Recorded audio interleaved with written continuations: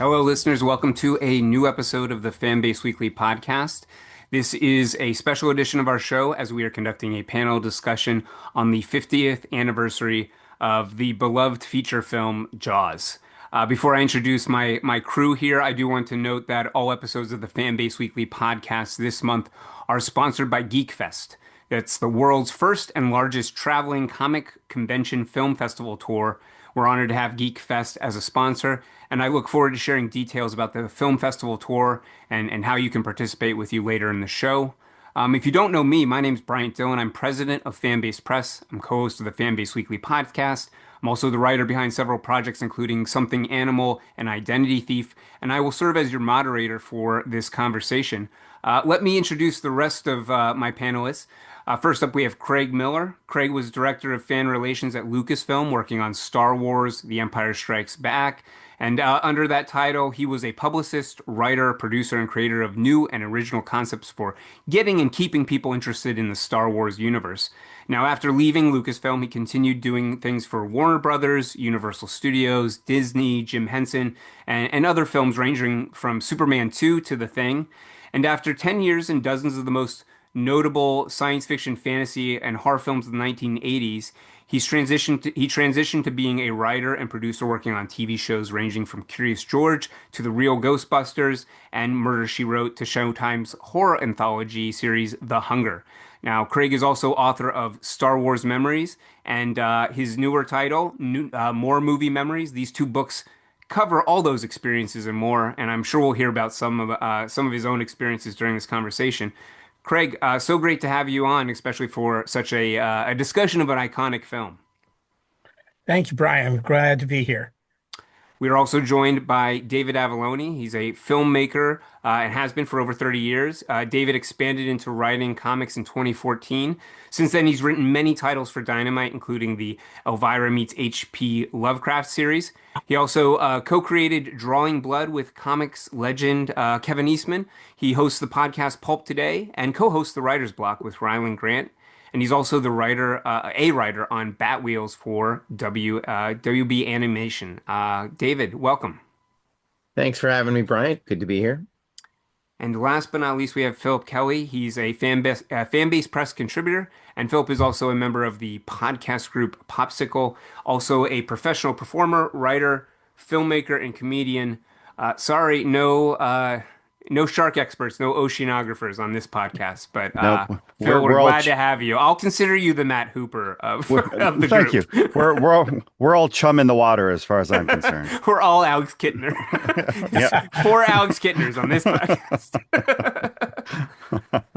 Well, I'll give a spoiler warning. I've already spoiled something before the spoiler warning. But if you are worried and shocked about learning anything more about Jaws, please come back after you've seen the film. For those who have seen it hundreds of times, like myself, and I'm sure the three of you, we'll brave the waters ahead.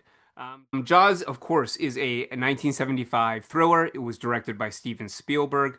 It was based on the 1974 novel by Peter Benchley, and the screenplay is credited to Benchley, who wrote the first drafts, and then actor-writer Carl Gottlieb.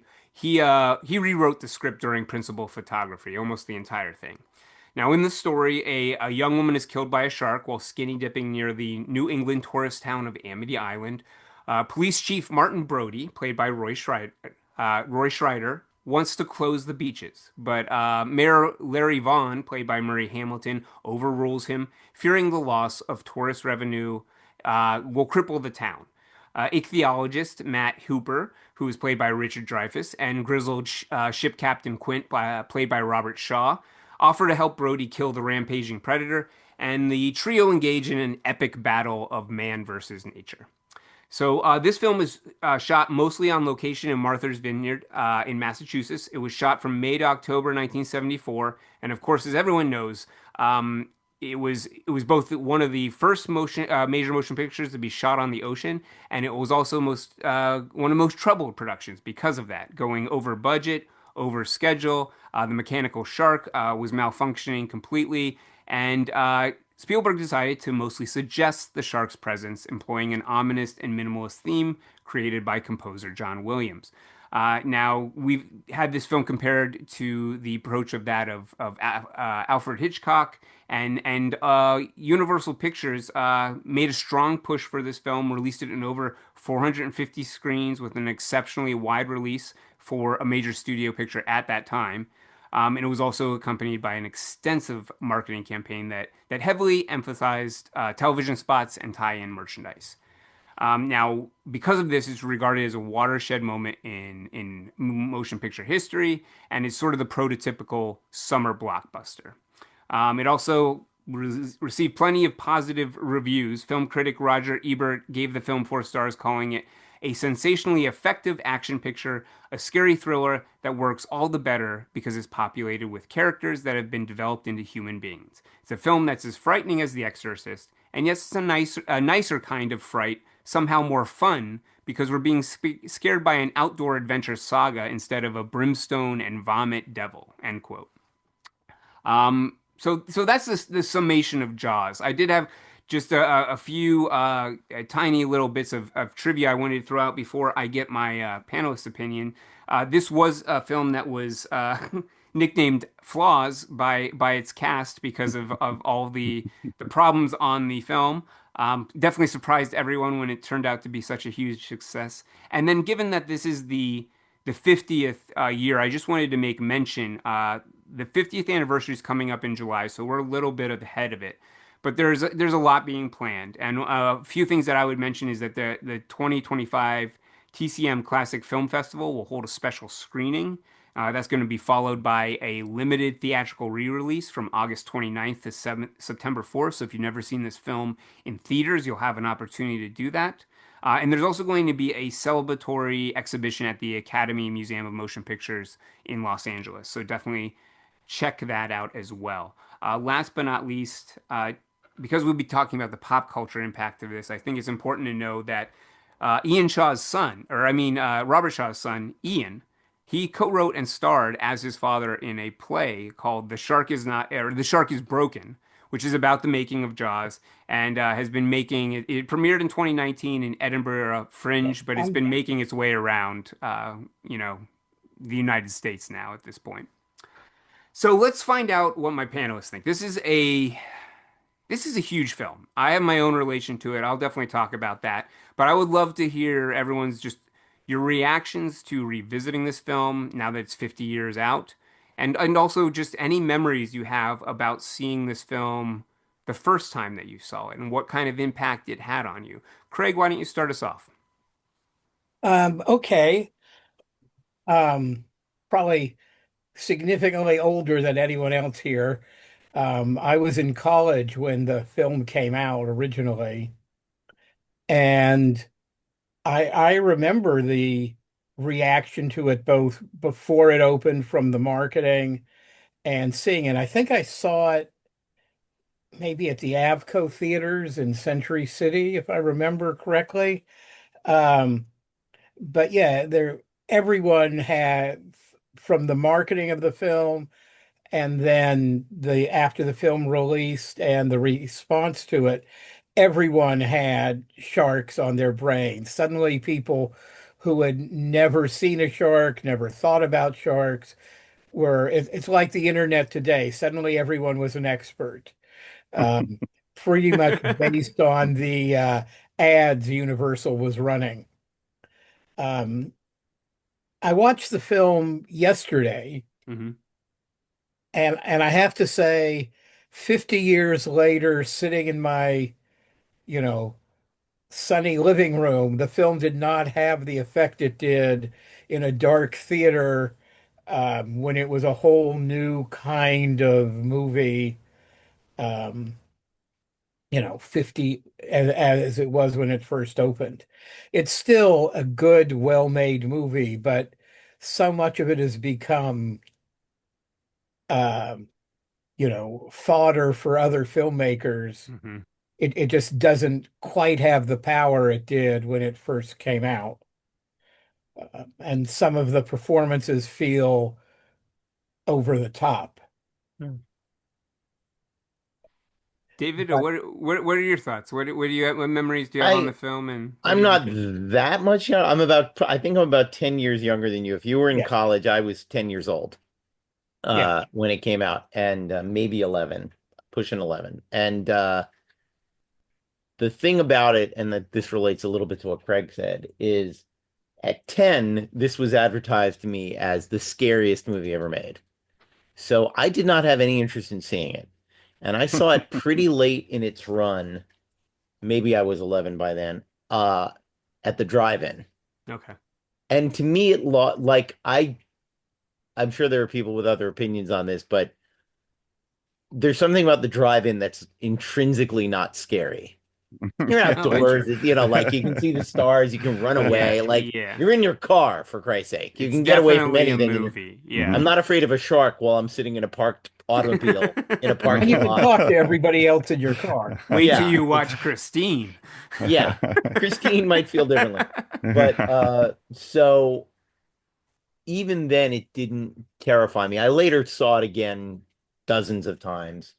And the horror parts of it. But I think one of the things about it that's notable is that Spielberg can't help being Spielberg, and what he's interested in isn't the horror movie. He's interested in the rollicking adventure film about the three dudes. Um, and years later I read the book, and much like The Godfather, I'm kind of impressed that someone extracted that movie Yeah, from this trashy the, nonsense. the movie is so different from It's the not book. a good book, and particularly like some of the stuff that's out, you're like, well, Jesus, yeah, I get that out of there. Also, not to it's the goofiest kind of name drop, but in the interest of full disclosure, Carl Gottlieb is a good friend of mine. Oh, nice. Uh, Yeah, and Carl's a friend of mine too. yeah, Carl, I had a feeling, I'm like, if I know Carl, surely Craig, you have met Carl at some point in your life. And he's a lovely guy and very funny and very self-effacing about what he did and did not do. I think generally, when people find out he wrote Jaws, they say, "Oh, we're gonna need a bigger boat," and he goes, "That's Roy Scheider. That's not Yeah, me. But that's thank you, thank you very much. But that is a Roy Scheider improv when he saw the model for the first time, and we all thought it was hilarious and put it in the movie. But of course, the point is, you thought it was hilarious and put it in the movie. You didn't go, oh, Roy, yeah. and not use it. Like you knew gold when it was delivered to you on a silver platter. But yeah, I have things to say about where it sits in the history of film. Hmm. Um, I think the presence of John Williams, if you know the culture of the 70s, it's not a horror movie, it's a disaster movie. It's about it fits. It doesn't seem like that now because it's a trend that was super popular that has been kind of like people aren't going back and watching The Towering Inferno and Earthquake and Poseidon Adventure quite the same way. But this is the Poseidon Adventure, this is Earthquake, this is The Towering Inferno Sure, yeah. but it's more out of that tradition that it comes in the same way that I don't think anyone today really realizes the James Bond movies actually grow out of war movies as the big blockbuster entertainment. That's why the first 10 of them end with giant commando raids with thousands of soldiers in them, because you needed that to justify the big Hmm. action scenes. And Williams Williams scores the Poseidon Adventure. Williams scores Earthquake. Williams scores Towering Inferno. This is just, movie stars experience disaster. And the natural disaster this time is a monster. And I think that's the genius of it, is to go we can create something that's essentially a Universal Pictures monster from the 30s, but it's just a naturally occurring creature. We don't need a mad scientist. We don't need an I Eastern think that's European Turk. extremely apt. Yeah, thank you. And and you mentioned a couple of other things, but really the not showing it thing isn't Hitchcock, it's Val Lewton. Okay. It's for the same exact reason. In Curse of the Spy, or in Cat People, they looked at the cat suits and went, That's "We not gonna can't work. photograph this. This is." So Val Lewton is throwing silhouettes of real cats on Hmm. walls, and Hmm. you're hearing growling sounds in the dark and Yeah. music, and you never really see a cat person in the original Cat People, which is dramatized or not is satirized in the movie The Bad and the Beautiful, as an aside. But it's that Val Lewton thing of the shark isn't working. Let's not look at it. Let's play the fear. And and that's the beginning of Spielberg's genius at that kind of filmmaking. And I read the Wikipedia page. I definitely dispute the one of the first major motion picture shot on the ocean thing. I think that's a Wikipedia editor who has never heard of Mutiny on the Bounty or 1,000 other seagoing pictures that were made on the sea. I mean, yeah, a lot of it is tank work back at the studio, but some of Jaws is tank work back at the Some of studio. it is, yeah. The famous severed head shot is in someone's swimming pool. It's not at the bottom Yeah, it of was Martha's. reshot. It's Yeah. not at the bottom of. They didn't try the latex effect at the bottom of Martha's Vineyard. So that it being groundbreaking in that way but I think it's more important. You mentioned it's in 400 theaters, and that's the beginning of that. And you go 5 years later, The Empire Strikes Back, Yeah. and Craig, you can certainly correct me if I'm wrong. Wasn't it 3,000 screens Oh, or I 2,000? I I don't remember how But it many. was something I remember as a kid. It was a very large opening. Yeah, it was Unlike, the biggest say, release of Star its. Wars, which we opened in 32 theaters. Right, I remember there was one within 50 miles of me to see Star Wars. But Empire Strikes Back, which is, a continuation of the blockbuster cycle that this movie starts, Yeah. is 2 to 3,000 theaters. It's a completely different. The reaction of the industry to this movie is extreme, you know. Definitely. Definitely. Phil, what's your relationship with Jaws? How many dates did you go on? How do you Gosh, feel about him 50 years later now? Jaws predates me by just a few years. Sorry, gentlemen who've already spoken. All right. But you grow up in the 80s and Jaws is everywhere. Mhm. You hear the music everywhere. Jaws is like it's yeah, predominantly part of pop culture at that point in time. And so you couldn't go anywhere not knowing what Jaws was, or having seen moments of it at some point.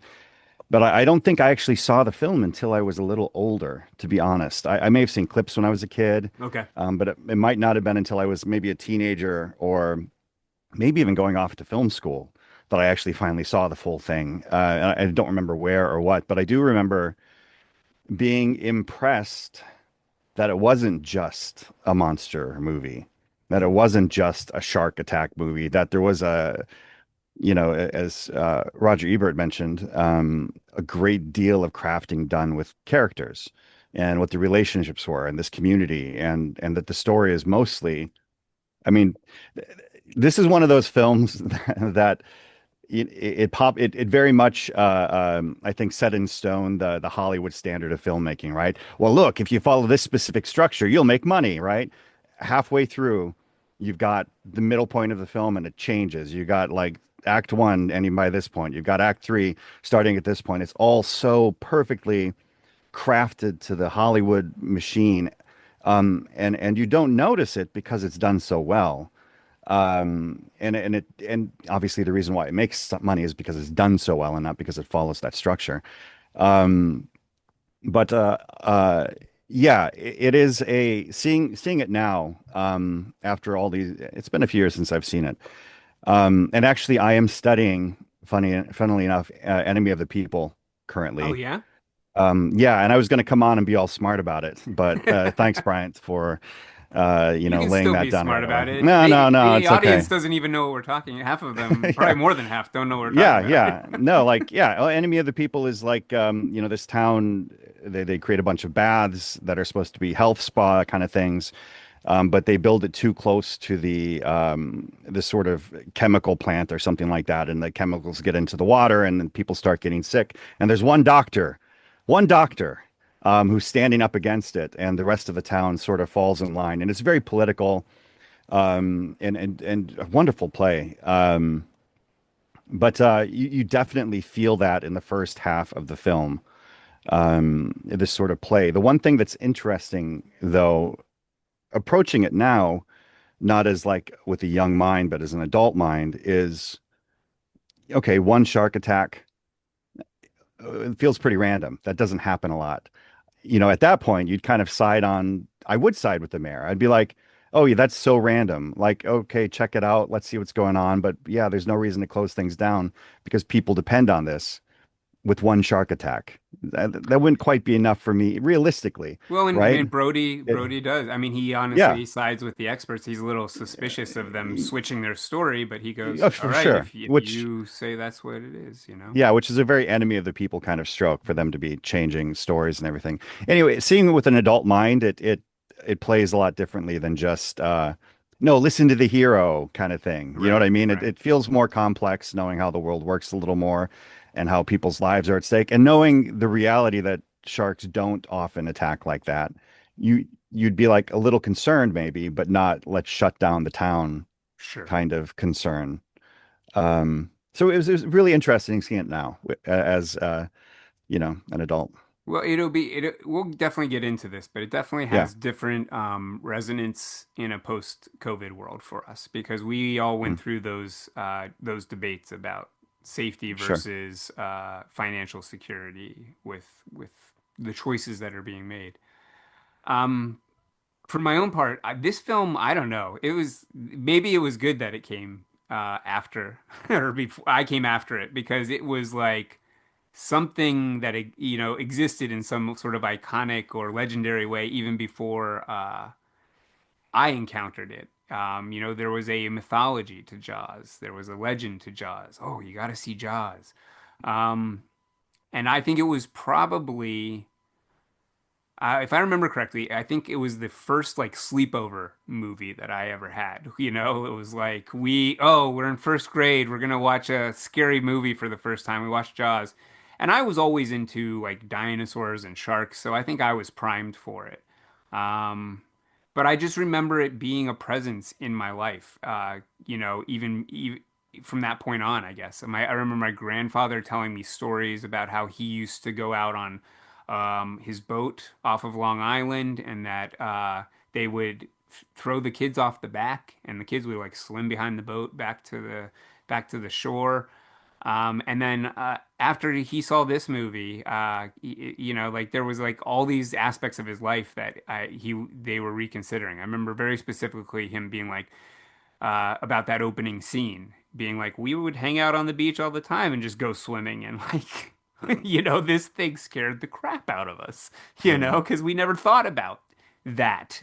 And so it just had a presence. It was a story that was part of my family, part of American culture.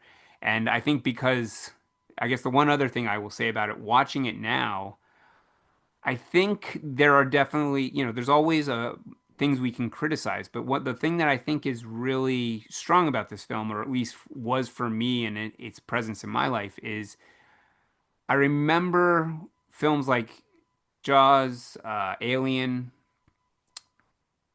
There might be one or two others, but there would be films that I was really intensely into that my friends would be into, but it's almost like they gravitated towards the gore and the spectacle of it. And they would find the other parts boring. And for me, what I thought, I just enjoyed these characters. I think this film taught me that you want to make your cast of characters people that you care about. They don't need if you just make them people to die later in the Yeah. film, if they're just bait, you don't have what you have here, and Yeah. and there's a lot of heart in this film. There's a lot of character, and I'm sure we'll be talking about the Indianapolis Yeah. speech in a minute, but things like that I think make this film stand out in such a way and have the lasting power and sort of start what we're talking, this blockbuster cycle where, yes, there was this idea of like, hey, if we market a film like this, but I think very often they don't see what someone like Spielberg or Williams puts into it that really is the success, it's not just that there's spaceships or a shark on screen or someone explodes. It's Yeah. heart, it's character. Well, and it's That's also it's also humor, as because that's the big thing about all successful blockbusters. And again, that goes back somewhat to the James Bond movies. Movies with a similar amount of action were usually kind of, because there's so much death in it, they're kind of arid, they're kind of grim, and there's not a lot of wisecracking, and there's not a lot of kidding around. And even in the original Ian Fleming, there's a sort of wry humor, but Connery went, this guy needs to be much more charming than he is on the page. And we should write him the occasional joke because otherwise this is deadly material. And, Jaws is funnier than most blockbusters of its time. And I mean, again, Carl was a comedy writer. He was writing The Yeah, Odd Couple. So a guy who's writing The Odd Couple is writing testy male interaction, but Which is funny perfect. Yeah. at a yeah. very proficient level because that sitcom is Carl was brutal. an improv performer to start with before he even became a professional writer. But I think you struck on something, Bryant, that's really the key to good writing is good stories are not this happened and then this happened and then this happened. And a lot of horror movies seem to be scare, scare, scare. They're just things Mhm. happening. Storytelling is character. And if the audience doesn't care about your characters, if they're not interested in them, then they don't care if someone rips their head off. Exactly. And that's how you make a good movie, whether it's a horror movie or a romance or anything else, is it's building up the characters and making the audience want to know what's going to happen to them, how they're going to get out of it, et cetera, et cetera. And so that's part of the magic of Jaws. It is about the characters. The Mhm. scares are what motivates the characters in a way. Um, the monster, but it motivates them on a we have to do something. You know, a hero is not the guy who runs out of a burning building. The guy who goes into a burning building to rescue someone is a hero. That's the whole thing about the Sheriff Brody character. He's not only the law, he's not only representing that concept, but he's a man who is petrified of open water and he goes out on the water to rescue people. That's sort of that's what makes him a hero. He's out there to do something for other people, not to save Yep. himself. Well, and you see that in how important moments are like his somberness or his look at the ocean after his son has the encounter with the shark, his moments with Alex Kintner's mom, which is incredibly impactful, and especially that line where the mayor says, "Hey, she's wrong," and he's like, "No, she's not." It speaks so much. It's such a concise way to tell Yeah, things about those characters and what they're feeling and what's motivating them forward. And it's a very, as Phil was saying, I think it's a very strong, solid build. It's not necessarily doing anything crazy, but what it's doing is doing incredibly well. Let's talk Well, that's about also, yeah, Brody. Brody is the audience also. yeah. He's not an expert on sharks. He, in any way, shape, or form, he doesn't know anything about it. He doesn't care about it particularly. And he has to do this thing and volunteers to do this thing with these two relatively unpleasant dudes who hate each other. Who hate each other. Like, Yeah. that's already going to be just great fun, is yeah, going out on a boating trip with the two dudes who fucking can't stand each other. And and he's the sanity. But he's the one, it's Han Solo in a Star Wars movie. It's like, I think this stuff is crazy too. Like, just like you in the audience, I don't. yeah, Well, and it's great how simplistically that is epitomized in that scene where Quint and Hooper are comparing scars, and Yeah. Brody looks at his appendix scar and just Yeah. pulls it. You're just like, this is exactly. It's like these two guys who are experts about their way of seeing. They're arguing, and then there's Brody's like, I don't even measure up. No, and Like. the joke is he's a cop, and if I remember correctly, it's indicated that he has gone to live in the boonies because he had a tough time Yeah, yeah. The as an city was urban too rough. Yeah. policeman.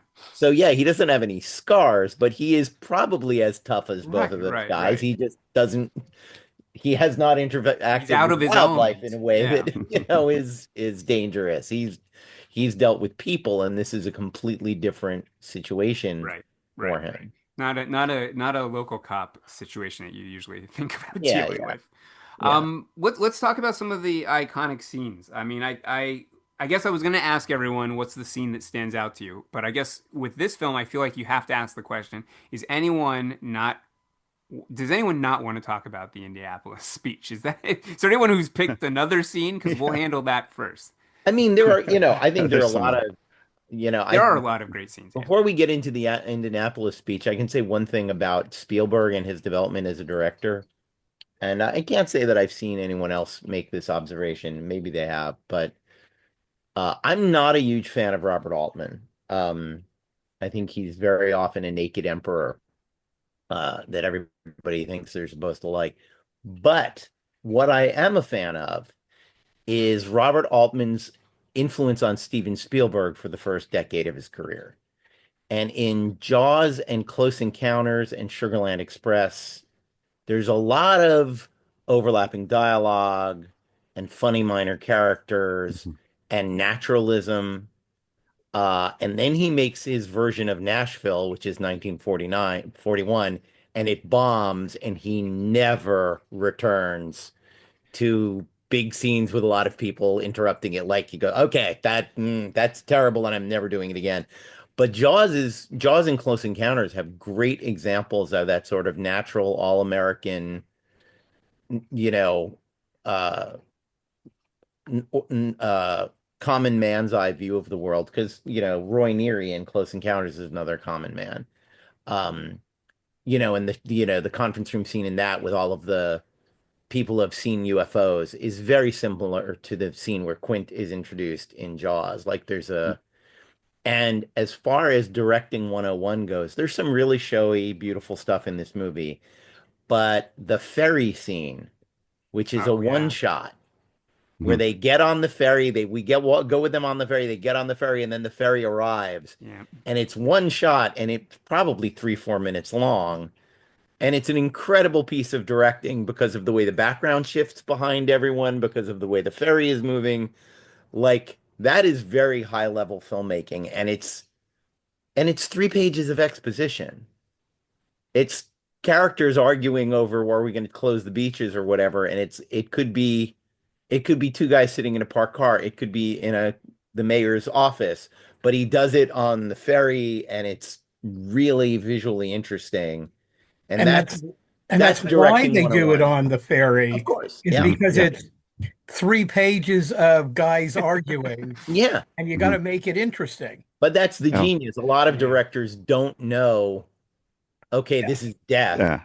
Yeah. And it's Spielberg has not like given Carl's us. dialogue is bad. It's just like, this is something we have to get through and get this information to the audience. How do I make it visually about the ocean, visually about the isolation of the island? Like, there's just a lot to it.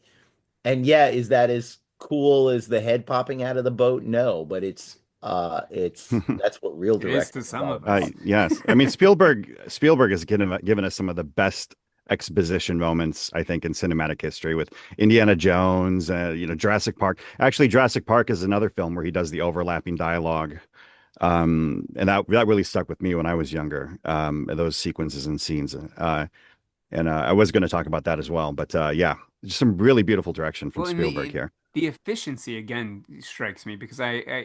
it reminds me the things that you're talking about, David, are seem to be present in so many scenes, and you with a I feel like with a normal movie, with a normal like standard feature, you get like maybe 3 or 4 of those, and this one seems to be like peppered. They're just like Yeah. all over the place. I mean, I think about a throwaway scene, and I don't think it's necessarily a throwaway scene, but one people don't really think about when you think about Jaws. But we have Brody just sitting in his like study or at his desk, flipping through books about sharks and seeing these images, which are just real sharks and shocking images. But it's really just paired with a little bit of Williams' score and like shots of Brody looking at these pages. And then it culminates with that scene. I guess that struck me really strongly because that's where I am with my kids, where you're trying to protect them but also give them room. they have the kid out in this boat, and like when the mother's trying to be like, hey, like he just got the boat, he's tied up to the dock, he's just hanging out in it, and the dad's Roy Scheider's trying to go, all right, maybe I'm being too rough, and she glances down, and then there's a picture of the shark Yeah. smashing through the boat, and she's like, get, are you listening to your dad? Get back in here. And you're just like, this whole moment is so full of like it feels like a real marriage. It feels like a real parental relationship. It feels Yep. like a real fear. And then it's also communicating things to the audience who doesn't know, might not know And much about sharks, but it's just like, throwing it at them, hyperspeed, like yep. here, this information.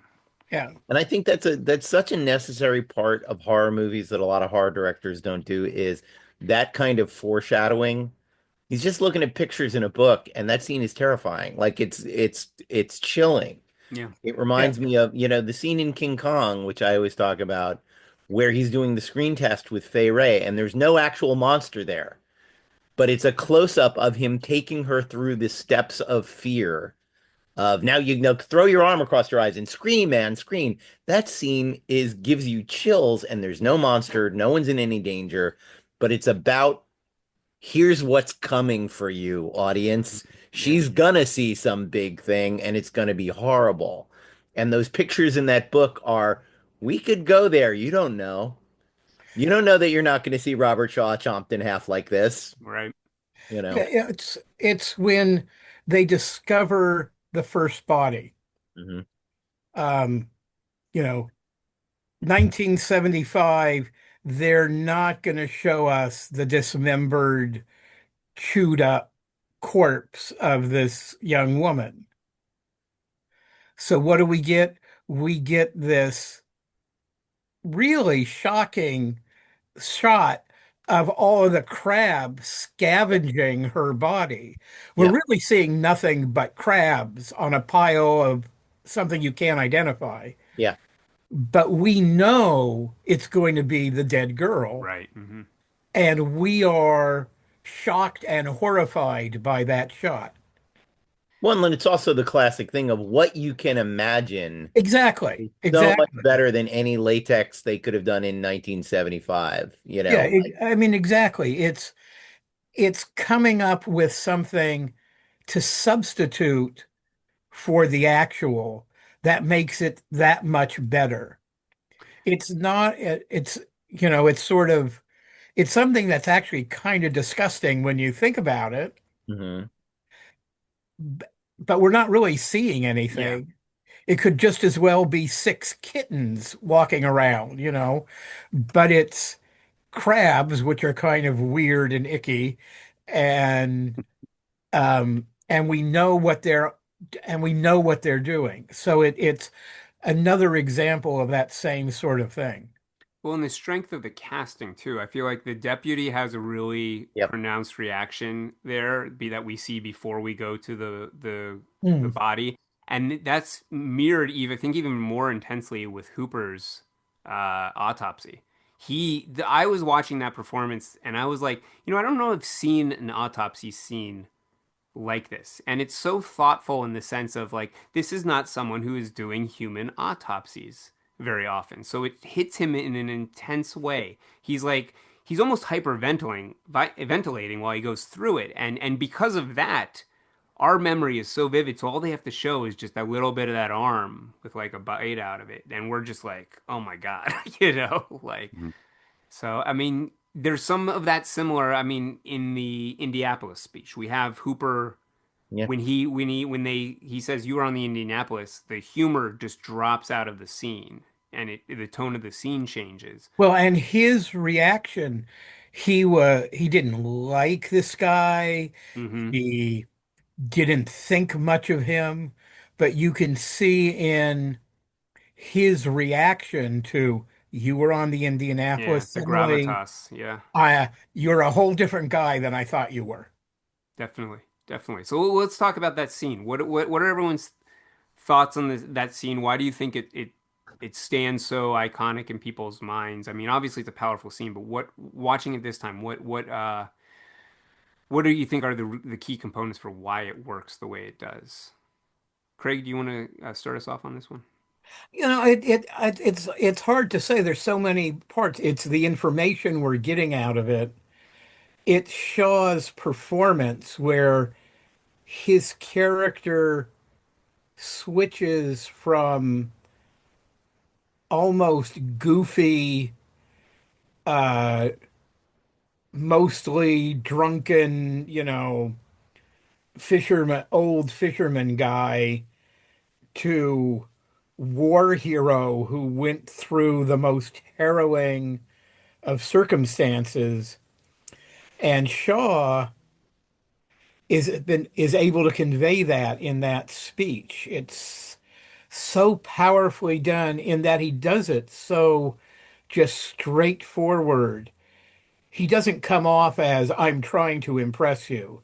He comes off as he's really recounting this awful memory. Yeah. He's I mean, that's the thing. It's a heroic story, and this guy has been all bluff and bluster. And then when he tells that story, he tells it in the most humble way humanly possible. And it's not about himself. He doesn't talk about what he did. No. He talks about the men around him. And it's Yeah. and I always, this is something I have said to directors and writers and actors my entire life. The greatest special effect in the world is an unbroken close-up of an actor doing an incredible monologue. Like you can stare at that. When I used to be a film editor, people would say, shouldn't we cut to a reaction shot of the guy listening? And I'm like, the reaction shot of the guy listening is the audience. Yeah. They know what the look on Roy Scheider's face is right now. And it's been a while. I can't Yeah, remember the how the many react times. you cut to a reaction shot to tell the audience what they should be feeling. Right. If And in you've got a that case, good you just performance of a good speech, you don't need that reaction shot. it is also one of those classic things. This is kind of an aside, but it's always amazing when like the most indelible thing in a movie is something that was cobbled together and improvised and the actor changed Right. it. And it reminded me, reading about it again, it reminded me of Tears in Rain, Yes. where I'm like, more so with Tears in Rain and Blade Runner, I'm like, does that movie even fucking work without that? If Roy Batty just dies in silence and lets go of a dove, like who gives a shit? What was the whole movie about? Why did we watch this thing? And it's always amazing to me that like you got through the script and the Indianapolis story wasn't we hadn't nailed it. It wasn't locked down. Wasn't great. Wasn't perfect. And that we got to set and Milius, the story I always heard is Milius dictated it over the phone to Spielberg, and then Spielberg gave it to Shaw, Right. and Shaw whittled it. And again, Shaw was actually a pretty good writer, so and also enough of as a performer, he would know what to keep and what to lose, and what was unnecessary and what was necessary in terms of information. Well, if you're able Uh, to get to the honest moment of that, I mean, I feel like that's what it seems like he just really got there, and you almost feel like he is just telling that story. I mean, it feels like exactly what both of you described, where it feels like there's a shift in the character.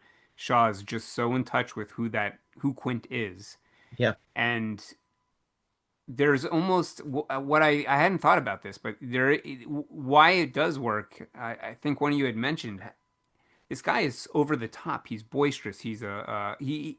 I never really thought him about this, but he's almost like got a country bumpkin thing going on for a little bit. But he's got also this aggressiveness that sort of He's offsets it. Popeye, essentially. Right.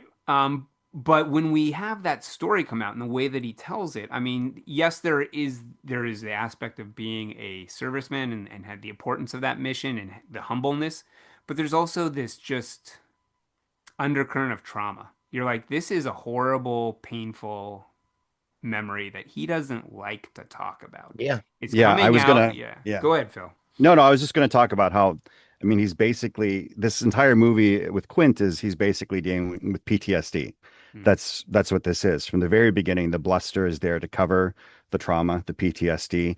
And when we go into the final act, his refusal to not slow the engine down. His all of these things is PTSD. It's his reaction to this trauma facing this event that he had no control over. And I think that this monologue, while it's a great character moment, it really grounds this character and his sort of um, the reason why the situation gets worse as it goes is partly because of him, and he doesn't back down.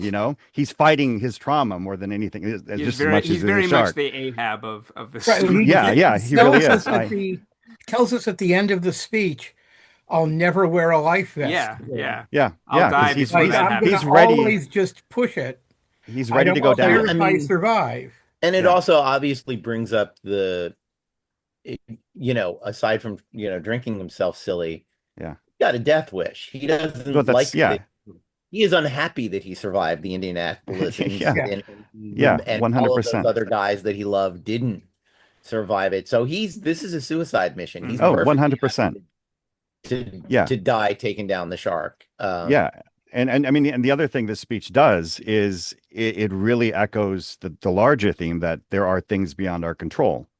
The shark, you can't control nature. You can't control what happens in war. You can't control like it's such a big, massive misunderstanding that the townspeople, this mayor thinks he can control this situation. They can't. There's no way they can. And I think that monologue, that speech, that look into history, and I think one of the big things about that speech also is like we delivered the bomb, but hey, we delivered the fucking bomb that took out all these people, and they had no control over what was about to happen to them. It is the thematic echoes that this speech so brilliantly touches on throughout this film is, I mean, it's wonderful. It's emotional. It's pivotal. I don't know how you tell this story without they take this very specific example and with one speech, the ripple effect Yeah. throughout all of these insane moments in history. You feel it's insane what this one speech does. Well, and it's a thing I often talk about in writing, which is always do your research, man, because there's something like the you're making your shark movie. There's something out there like the Indianapolis story Yeah. that's real that will give Yeah. you something Yeah. incredible to work with, because Oh, the yeah. real world is, unreproducible in its ability to make insane stories. And it makes that connection between this filming back to Godzilla then. Yeah. Like, on a nerdy film level, you're just like, you're seeing all these things tethered together. It's wonderful. It's wonderful. Well, I definitely think this is a good way to sort of step into the themes of the film, because we have such an example of what we're discussing with Quint of the idea of this man versus nature, which is a classic theme, but is clearly present here. And there are such parallels, I think, to Moby Dick, in certain ways. But it's also interesting in the way that this is, and maybe we'll get more into this later. Maybe we can get into it now. But I hearing a little bit differently when I listening to you, Phil, is like I didn't realize how much this speech reveals also about sort of what is thematically running under about American life. So we have like the classic American life, the American family structure, the capitalist dream, if you will, Yeah. present, and then we have this outside force come in and just threaten all of it. And it terrifies everyone. There's going to be financial ruin, there's going to be murder, and it really seems to be representative in some ways of where the country was in the 70s, because we're having this cultural clash that started in the 60s and is going into the 70s. We're having a loss of faith in or cynicism in regards to American values or the way people viewed America. And a lot of what you're talking about with Quint is the skeletons buried under our country's glories. Here's a man who's self-made. He's out there. He's running his own business. He's, a local fisherman. Actually, he's a drunk. He's traumatized. He's a little bit off the rocker. He might kill himself, you know. And it's the same thing with this mission. I mean, there is a lot of glory to the idea of we did deliver the bomb. He did go through something that was in many ways heroic in the sense of what was sacrificed to accomplish it. But it's also this story about people just decimating each other and lots of people dying. And was it worth it? And I think that's where we kind of were coming out of, the 60s and going into the 70s. And we talk about, I referenced in the questions, the Watergate thematic or now analytic, I guess, comparisons that people have made about how this is a reaction to post-Watergate anxiety. It seems like even though I have viewed this film very much from the standpoint of the townspeople and the characters, this film has a lot thematically to say about what we were feeling in America at the time, and so much of it's right in that speech. Go Do ahead, you Craig. do you think that if this sort of thing happened today, there would be any difference between the business side and the we got to protect the people side of Yeah, no, COVID is a great way, you It would know. be a bit more cynical, I think, honestly. yeah. Oh yeah, I mean I mean honestly, I think the mayor is in this movie, the mayor is in denial. Today we'd have the mayor knowing it's correct, but not wanting to do it anyway. Maybe keep making the choice I anyway. do always love the meme that goes around about how important elections are because Murray Hamilton is still the And mayor it made in Jaws Jaws too. 2. He did not lose re-election Yeah. after after the events of Jaws. The Oh my people of Amity gosh. were still dumb enough to vote. It's the anchor jacket. They just love that anchor jacket. But He went out there and said, "I killed the shark." yeah, no, I'm You yeah, I know? hired these three guys and two Yeah. of them came back. That's a pretty good. Now, I mean, I saw in your notes and other people have mentioned Watergate. I think it only works if you're using Watergate as a synecdoche for all of American disillusionment with government in the Okay. 1970s. Watergate is sort of the worst example of that. It's Vietnam. It's the expedition that when we lost a war. Hmm. And Watergate is, as someone who was alive at the time, like Craig, the Watergate was like the outcome of Vietnam in a way. It was, Nixon's corruption getting caught for this one crime, but nobody hated Nixon the most because he broke into the DNC headquarters in a hotel. That wasn't the number one thing we Right, hated right, about right. Richard Nixon, is that he gave guys $100,000 to break into a hotel room. Like it was the genocides he was trying to do in Laos, Cambodia, and Vietnam that people hated him for. It was the carpet bombings that they hated him for. It Well, and was like Kent Jaws State. too, you had the draft. So Yeah, people were dying. People yeah. you knew in your neighborhood were dying, and it was American life was still going on. So he has that juxtaposition of this film where you're like, it's Fourth of July, but there's people's body parts in the water. And I don't know that that works for American culture the way that we were able to And fool ourselves before.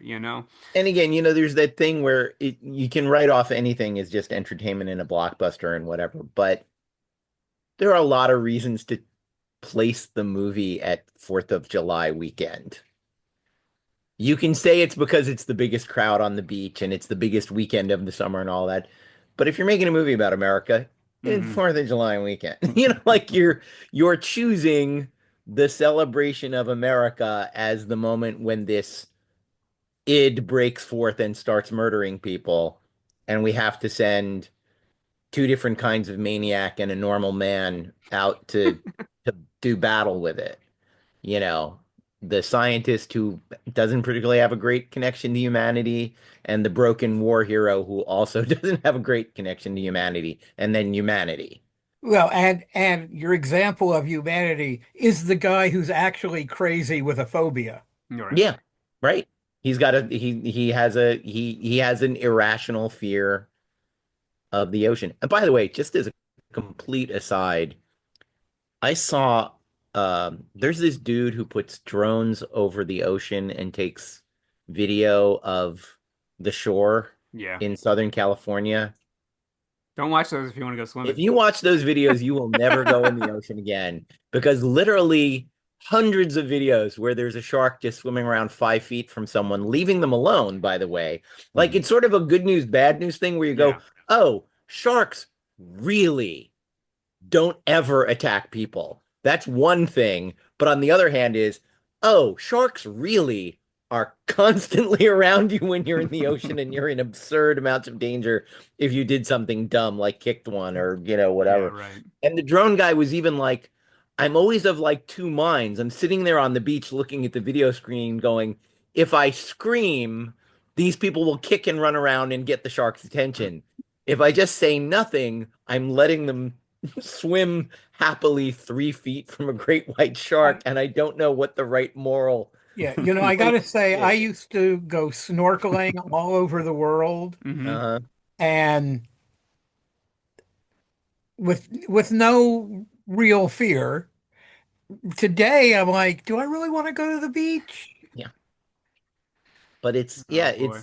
it just like I said, it was shocking to me. The LA Times did a report on this guy, and I went to his website and watched the videos, and there were just hundreds of videos of a mother and two kids, and then there's Jaws just kind of circling around happily, and you're like, that's insane how common, because the guy couldn't have just stumbled across every shark that's ever been on the shores of Southern California. So obviously he's seeing a lot of, and perspective wise, I think it's like 7 people a year die in shark attacks worldwide. And Right. I think 6 of those are the Great Barrier Reef in Australia. Like it's mostly Australians that are in danger from shark attack for some reason.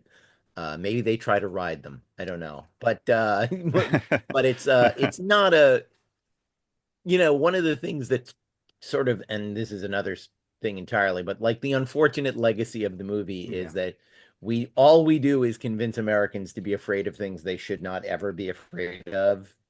And sharks are absolutely not a thing anyone should ever really be afraid of. Uh, especially I'm sure a lot of people who live in the Midwest were terrified by this movie, and I'm like, you guys are fine. You know, whenever I would encounter someone online who was particularly at a high pitch of fear and fever about Islamic terrorism, I would like click on about and see that they were in Terre Haute. And I'm like, I think you're probably safe from Al Qaeda. I don't think you in your small town in Indiana are a huge target for Islamic terrorism. No offense, but I think you're probably pretty safe. And, yeah, the slipping in the bathtub is a killer. Driving to the grocery store, killer. Yeah. Sharks, meh, like pretty safe. Yeah. There's one thing you bring up. You said perspective, which got me thinking of a line in the movie that Brody has. Somebody says to him, "Strange, somebody who hates water is Yes. living on an island." He's like, "Well, it's only an island. It's not an island when you're standing on it. You know what I mean? You don't see that it's an island, right?" Right. I love that line so much because a lot of this, I don't know, thematically, I think it's a very wonderful line for that character. How you look at the world, how you look at what's happening here, because obviously the mayor has, and I would really love for people who like this movie to actually read Enemy of the People, because it really does. It's all about, it never gets to the Jaws attack. It's all about the stuff leading up to the Jaws attack, right? And it is very much about all of these different perspectives and how these perspectives shift and change based on what they have to lose or gain. And it is a really interesting conversation piece and play.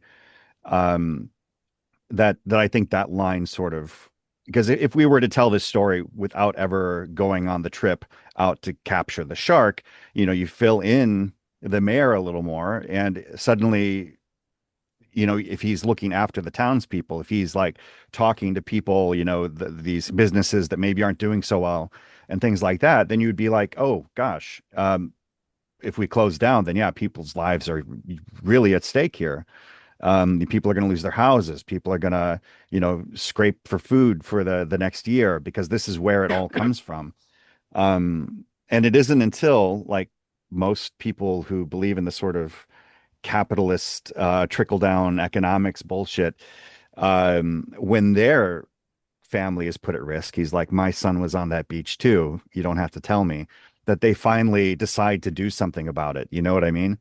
So there's a lot going on there, very specific lines of dialogue that point to very real world things that we're still facing today, still battling against today. It's a sharply written script when you go and you can piecemeal this thing to bits and pieces and find little nuggets everywhere. It's interesting because the mirror too is not he's giving a justification there, but it's more of it's not necessarily saying, "Oh, I understand." He's almost just saying, "Hey, like you can't blame me. My kid was Yeah, I'm on also on risking my Yeah. I'm child, also a not just victim." everybody Yeah. else's child. Yeah. Yeah, Right. right. But And I will say, a shout out to Murray Hamilton, by the way, Mm. because Yeah. he's an excellent actor. he Is is an often, excellent actor. a couple of years before he got double cuckolded by Dustin Hoffman, which has always got to be tough for a guy. In The Graduate, he is Mr. Robinson Right. in The Mhm. Graduate. He's incredibly chilling, if I'm remembering correctly, in Frankenheimer's Seconds. He's Mhm. very good, but Mhm. he's one of it's good casting because there's enough humanity to him. He lets you see the guy's soul on fire. He Hmm. lets you like he's a good enough actor that even as he's being the cartoon villain, you can see the cost. You can see that he knows he's making a terrible decision. And that's hard to do. And Spielberg's always been, I mean, I don't want to praise him when I know there are casting agents in the world, but the casting in his films has always It's been been very good. Yeah. Yeah. incredibly good. And I will say that prior to this movie, I had seen Duel, his Hmm. previous Ordinary Man Against Hmm. Demon Truck. Unfathomable Monster movie. From a script by Richard Matheson, who I Isn't a love bad Carl guy. Gottlieb, but I'd love to have seen Richard Matheson's take on Jaws, by the way. That would have been a Mm. hell of a script too. Sure. Because Richard could always pull off all of those notes. But it's good directing and good casting that the mayor is not a one note character and he's not played as a one note character. And when he breaks down and agrees to he literally, you see one of the things you see in the first half hour of the movie is him breaking down. Yeah. Hmm. Like, is the experience of this emergency being so far beyond, like, he's some used car salesman who ran for mayor of a town, assuming there would never be life and death stakes ever in any decision he ever made. Like, that was Doesn't his not a, card say that he's like a Amity I Realty or think so. Yeah. I something? think yeah, he's a yeah, right. realtor. I Yeah. knew there was So, something. I couldn't remember what it was. But yeah. yeah, he's he's the guy that sold everybody their houses, so they all know him, so he Mhm. got elected mayor, but he never imagined there would be stakes, Right. Yeah. to this Yeah. particular thing. So he's not up to the moment. Whereas Brody took the job because he knew there would be no stakes and it would be awesome that he would be throwing shoplifters out of the 7-Eleven, Yeah. and stopping kids from Stopping kids smoking pot from on the beach karate at 2 in chopping. the morning. Yeah, Yeah. no more Like, karate chipping the fences, kids. That's the That's so big but great. like thing. That was his whole great. thing was, Yeah. he retired to a small island, not retired, but he chose the easier life that he could get. And there's also something to be said for, I always love casting actors for their metaphorical weight and for the weight of their careers. People had just seen Roy Scheider play tough big city cops in two Right. giant blockbuster Mhm. movies. So it's like in the audiences always have the headcanon of like, oh, so after he stopped working with Gene Hackman, he retired to this island.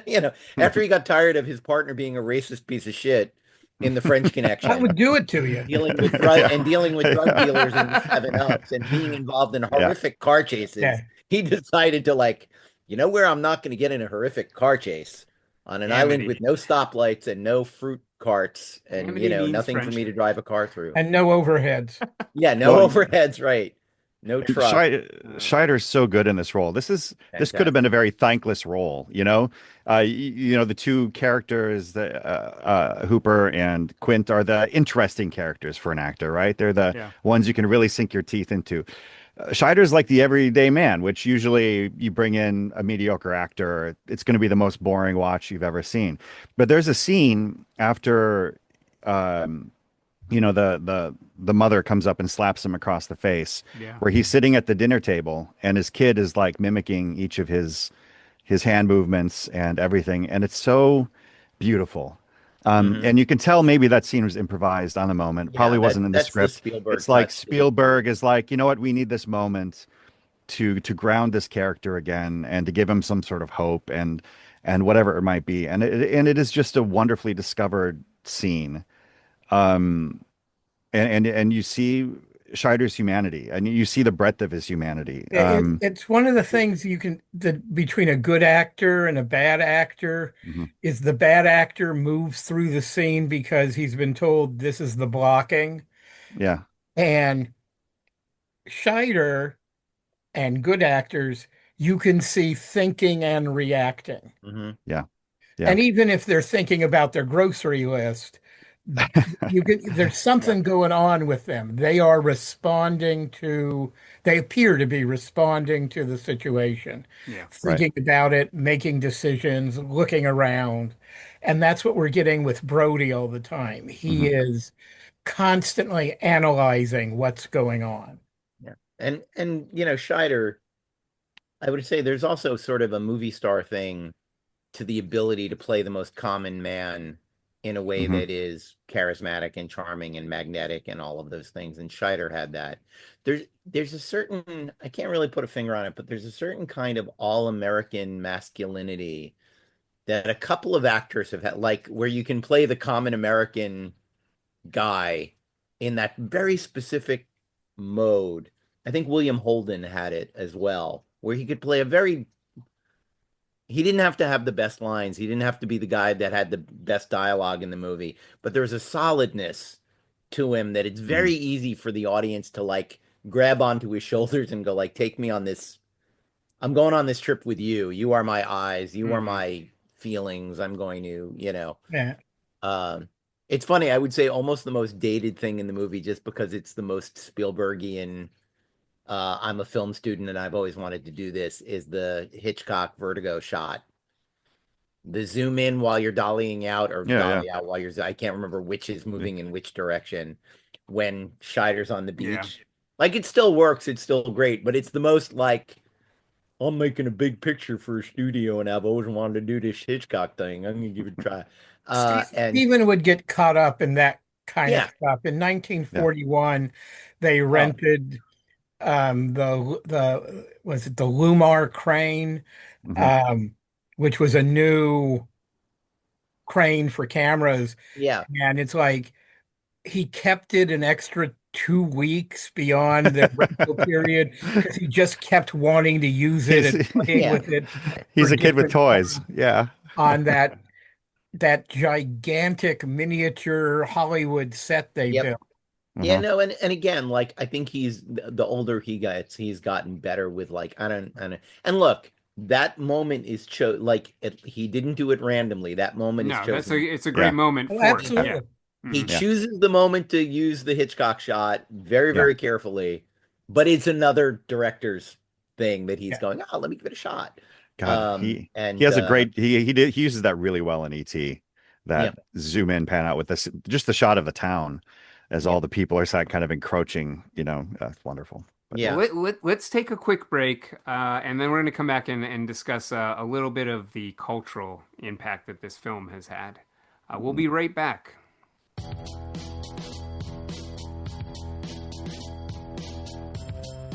Welcome back, everyone. So we're back at our 50th anniversary retrospective on the film Jaws. And one thing that I really wanted to talk about, and it maybe this is something that I feel a little bit more strongly than others, but I'll find out once I ask all of you. I feel like watching this film these days, I get the feeling that there is a mythology or a certain mythic status that this film has achieved in pop culture. Not that it's the only film to do so, but a lot of the things that we've discussed have tie into this. The idea that this film had a certain impact on what the public thought of sharks, and that people went out and started becoming predatory against sharks. You know that both Spielberg and Benchley, later had campaigns to ask people to stop killing sharks because of the depopulation concerns. The anxiety that we've talked about, just that people had about going in the water, about potentially being eaten by a shark, even though that is a very low risk, or that they had been swimming in the water for decades before. Or if we're looking at the aspect of what it means specifically to pop culture, we've got Spielberg and John Williams both launching huge careers out of this film. We have the birth of the summer blockbuster and sort of that machine being created. And then when we look at filmmakers, when they speak about the inner inspiration from this film, it comes up so often that this is one of the films that made people think about going into filmmaking, that it inspired them to want to make films of their own. That, like, I guess like me, they watched it over and over. And I think, I didn't mention this earlier, Phil, but I think that there's probably something specific with this film in relation to VHS rentals. I think it was one of those Yeah. films that was very, very accessible Oh yeah, for 100%. us, once that was an option to watch this film, in your house. And then it was running on TV. I remember seeing it on TV Yeah, all the time. all the time. So I just wanted to get each of your thoughts on what do you think, obviously we can talk about the impact of Jaws, but as a figure in American culture, beyond just a film, as a presence, what do you think its impact is on our lives here in America? Is it bigger than other Hollywood films in your mind? And do you think that its place or its influence in our history makes it, I don't know, something more than just an iconic film? Does it have a mythic status to it, or maybe am I seeing it through rose-colored fan glasses? David, I'll throw it to you because I think you had something to say about this I earlier. mean, I think it sits along it's all an evolution. As much as it's like this is the birth of the summer blockbuster, Star Wars is 2 years later. Right. Mm-hmm. And that's really when the culture shifted. Like because you can't say that 20th Century Fox was making Star Wars and going, this is going to be the next Jaws, man. Totally. Right. Like, not at all. They weren't even making Close Encounters of the Third Kind thinking this will be the next Jaws. Though I think a lot of people forget how much Close Encounters of the Third Kind is a horror movie for 40 minutes. It is solidly a horror Yes. movie, Mm-hmm. and then it shifts gears. And again, same structure as Jaws. It's a horror movie, and then it shifts gears and becomes kind of an adventure movie, a road trip movie, a voyage. And Spielberg is smart about that because I don't think he wants to, Poltergeist aside, which he did not direct. I don't think he wants to make a horror movie beginning, middle, and end. Jurassic Park is an adventure movie, Right. Yeah. with strong horror elements. And I sympathize him with that. There are things about horror movies I'm not that big a fan of. But in terms of like cultural effect, Craig and I both remember with, I'm sure, a certain degree of PTSD, Mr. Jaws. What Oh, was Mr. Jaws? You probably Oh, is this go the on YouTube and look up Mr. Jaws. It is a pop tune of sorts where a reporter is interviewing Jaws, the shark, who is Okay. referred to as Mr. Jaws, I like that. and all of his responses are choruses from popular pop music songs of the time. Interesting. This was I don't remember this. you don't remember Mr. Jaws out of your head. It was on the radio every 5 minutes. And it was boy. terrible. And also, it's interesting that Jaws is so influential, but all of its sequels are bad. Mhm. Yes, but I mean, also look at things in terms of pop culture. Look at things like Land Shark. Yeah. Yeah, That was a good That's show. exactly. clearly Totally an a outgrowth of response to Jaws. Jaws. Yeah. Yep. But like, it's funny because last night, for whatever coincidental reasons, some FX or something was showing all the Jaws movies. Yeah. And I clicked into the last 2 minutes of or 5 minutes of Jaws 2. And I turned to my wife and said, this was the movie where John Williams went, just because I scored a film, I don't have to score all the shitty sequels because he scored that one. But then when Superman 2 is made, he's like, you know what? How about I wrote 3 hours of music for You Superman? go ahead and How use about you guys just rearrange that without me? You don't need me to be a part of this. I mean, that might have also been busyness. That might have been Mhm. loyalty to Richard Donner. But like, there's an interesting thing where, Williams, God bless him, scores every Star Wars movie up until the spin-offs. He sticks around for, I'm pretty sure, does he stick around for all the Harry Potters, or does it eventually become I think he did themed, all of them. Yeah. by John I'm Williams? not sure, honestly. But like, Yeah. but Jaws 2 is the one where he goes, "Oh, some of these are gonna suck, and I shouldn't waste." And by the way, the opening music of Jaws 2, the first movement in the credits, is one of those beautiful things John Williams ever wrote. Yeah, Jaws 2 has some things going for it. And It's I've just always not, yeah. felt like he watched that movie and went, "Oh, why did I bother? Why did I But show up for this?" Jaws became a model for a lot of Yeah. people. Hmm. Um, the movie Arachnophobia, Yeah, that's what Yep. I think Oh, about I was too. 1990. thinking Same deal. 100%. Arachnophobia is Jaws, Mhm. Yep. done done with a more comedic bent and Hmm. badly. By Um, his production manager, yeah, I mean That's by Frank his true. former Yeah. production Yeah, that's manager. true. Frank directed it. Yep. Yep. Um, and there's no credit in the writing credits don't mention based on Jaws. No.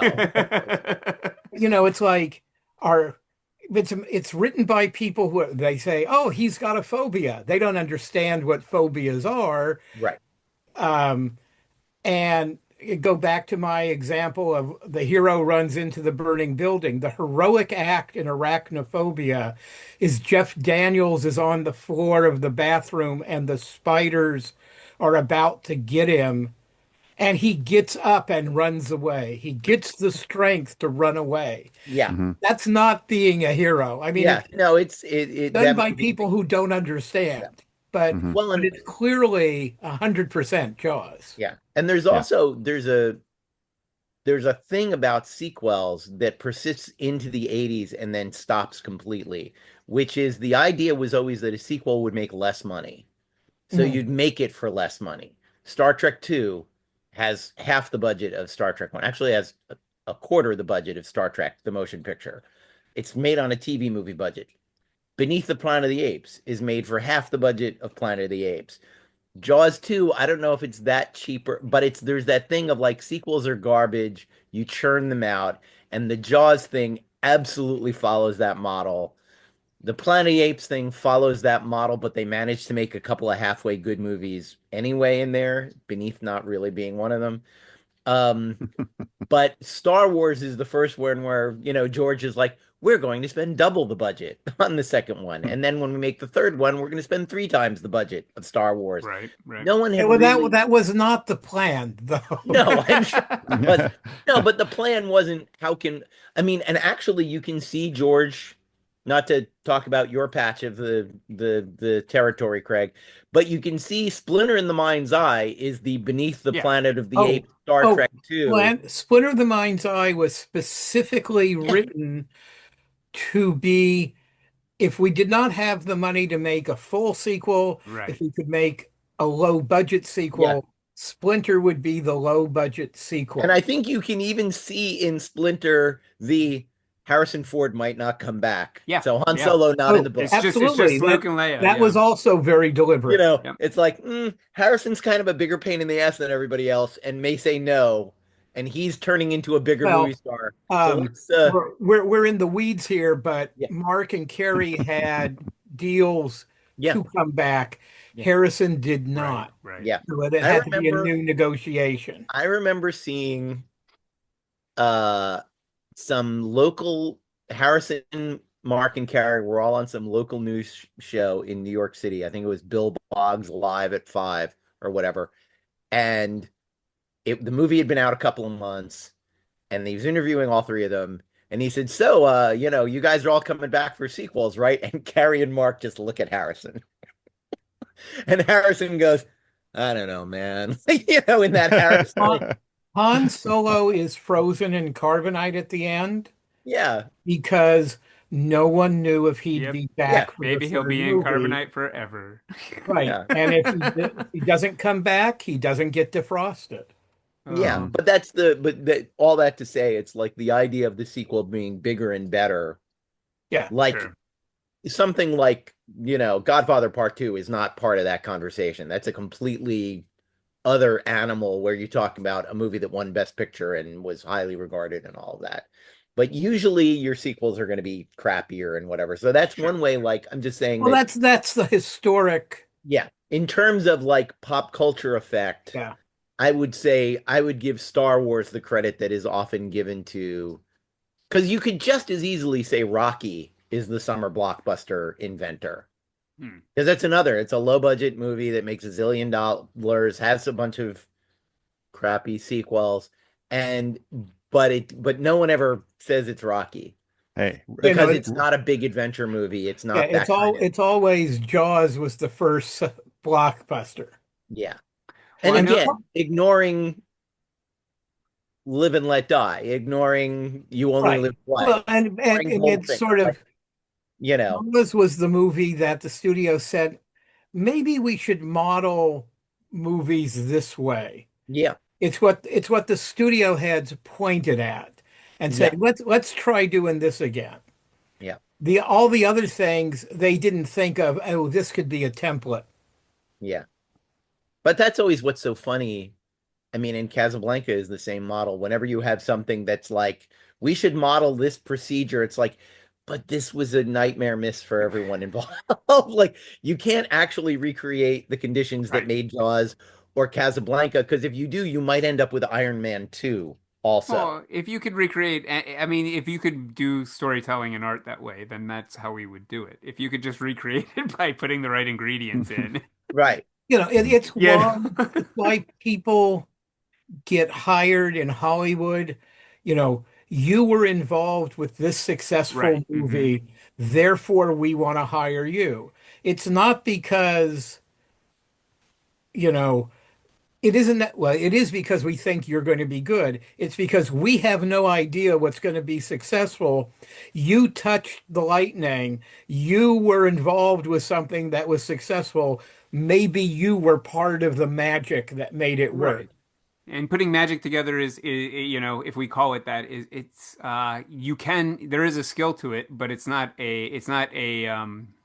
an instruction. Well, Like you and don't just follow the steps. There is a part where people have to gel and creative juices have to yeah. go into it. No, It and works or it doesn't. and Carl Gottlieb is a writer on Jaws 2 and Jaws 3, and Carl's a perfectly great writer, but like for whatever reasons, It's either not the he didn't same. have a Yeah. director listening to him, or like the magic did not gel there. Yeah. or you just have a studio wanting to manhandle something that Yeah, they didn't then because there's it made a that. lot of money, No, and the first just time around. as that whole thing about Yeah. like your association with a certain project gets you a certain. I was working on an indie film once that I was editing, and then cinematography was terrible. And I will not name any names because I try not to do that, but the director said, "Oh yeah, we hired blank who shot the very, very successful indie film blank." And I said, "Yeah, but that movie looked terrible." Like that was a movie that was successful because the dialogue was really funny and the actors were great, but the cinematography was garbage. And yet you hired the cinematographer who made this ugly looking film because you wanted to tell people, oh, we have the Right. cinematographer from this very popular independent film. And that's a thing, you know, I say this with all love and respect for Heather Graham. She's not particularly a great comic actress. And when Spy Who Shagged Me came out, which again works partially because she plays it straight for her, she got a bunch of comedies. And I'm like, she's not why that was funny. She was the straight man, guys. You're hiring Bud Abbott to star in your comedies, and that's not, not everything works that way. You extract the actor without going, well, this is why that was successful. This is why that person did well in that role. And you're just going, well, this worked, so this is going to work again. And that's the hardest thing to get any Hollywood executive to understand. And it's the old William Goldman, nobody knows anything, is, why did something actually work? Yeah. Yeah. Mm-hmm. And I sometimes, the term I think he came up with was non-repeatable phenomenon. Like a lot of movies are non-repeatable phenomenons. You can't make this happen a second time. Well, There- sometimes it's accidental that you get someone as good as Bill Butler shooting Jaws. You get someone like Gottlieb. You get like these random assortment of people who are all very talented, who somehow come together and are able to fashion something that works so well. It's the same story, and you see ripples of Jaws going directly into Alien, the first Alien, even Sure. down to dialogue, to musical moments. I noticed as watching Jaws, I was like, ooh, that sounds like Alien a little bit right there. You lines of dialogue. This is the perfect killing machine. It's kind of beautiful. That's in Jaws and in Alien. You get these like little ripples from one to the next. And again, the theme of fighting something beyond our control, the monster. Um, but I do find it funny that there's another example of how it didn't just affect America, Jaws. It affected other cultures as well. There's a cult movie called House, a Japanese movie, Bonkers, and they wanted to initially the idea was to make something scary like Jaws. They were like, we have to make our Jaws. This has to. I think it was Toho. I can't remember the studio now. Um, and so they hired this director who made nothing like Jaws. It was something, it was like not Jaws at all. It's the most bonkers thing you'll ever watch. It's kind of brilliant. But you see people scrambling and reaching and open and wanting to repeat a success all across the world because Jaws was global. It was not just here, in America where it kind of affected people. So I do think there is something really, you want to talk about the universality of films and stories and fear, and Jaws does capture that for every culture. I think it's uh, and how it affected all the different cultures. I mean, we still have shark movies to this day. A new one came out Yeah, I with the know. We just serial had killer, which are was Dangerous Animals is the yeah, new. which I Yeah. really want to see because it looks like a very interesting take on the shark Well, Phil, let me story. ask you this Yeah, based on that. I did want to touch on the theme that Williams created because it's so iconic, it's so simplistic. yeah. Doing research, it was interesting because so many people have competing interpretations. Someone said it was the heartbeat of the victim or the heartbeat of the shark. Some people have said it's Williams, I think, said it's just unrelenting, like a shark would be, Hmm. like predatory, like a machine.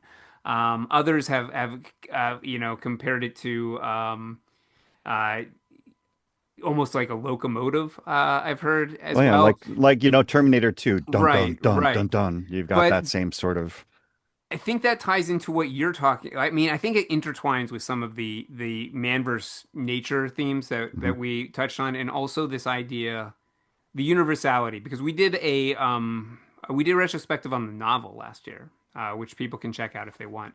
That was also a global phenomenon. It was translated into many different languages. There's all these like covers that you can find of various different locales, what appealed to different audiences.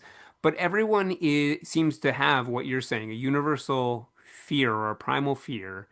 And then when I've looked at documentaries that get into this, it's understandable. I mean, psychologically, the idea that we would be consumed by something larger than ourselves, that's done in a place where we're helpless or alone, that touches you whether, like as David was saying. I mean, you could be in Iowa, you're still afraid of that, you know? You don't need to be in the Mhm. water to be like, that would terrify me. That would feel universally dangerous or disturbing.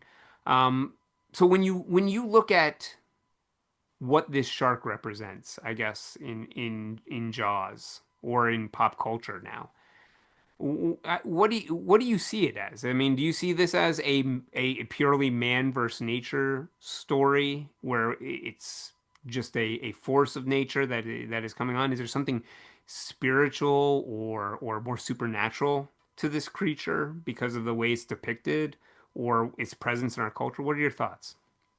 Um, I I would say it what it's done to us, I think, or what it shows us and how we responded to the film is that our own worst enemy is our imagination, like the darkest Okay. part of our imagination. I think, somebody going to swim in Lake Michigan is still going to think of Jaws, and there's no way there's going to be a shark in Lake fucking Michigan, Well, right? there's You, a you just, classic meme where people have like, "This is my greatest fear," and it's a great yeah, white shark in their swimming pool. You know, and right, I think that right, fear is still present when you jump in the pool. right. You know, Yeah, 100%. And I mean, I think culturally, I think it reflects that. I think within the film itself, you do have this, man versus nature thing, that there are things that are out of control, things we'll never have under our control, no matter how hard we want to control it, no matter how our